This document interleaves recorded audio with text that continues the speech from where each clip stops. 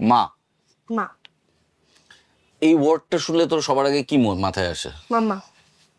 কেমন তোর মাম্মা? ভালো। এই একটা কথা বললে হবে? তুই মাম্মাকে ভয় টয় পাস?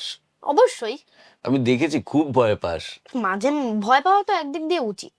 তুই তো আমাকে ভয় পাস না কেন? ভয় তো পাই। পাস? ভয় পাই। ভয় পাই তোমাকেও আর মাকে যে আমি ডিসঅ্যাপয়েন্ট করব না। হুম। তো ওই ওই রকমের ভয়টা আছে।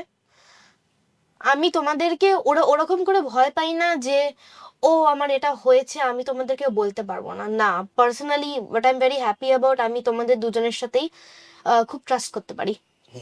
সো ইয়েস, আমি ওই দিক দিয়ে ভয় পাই না।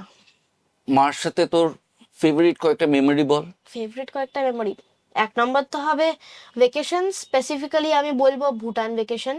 আমি যেদিন ভুটান গেছিলাম I really enjoyed it. It was a great place. So yeah, a lot of memories from Bhutan and from other trips.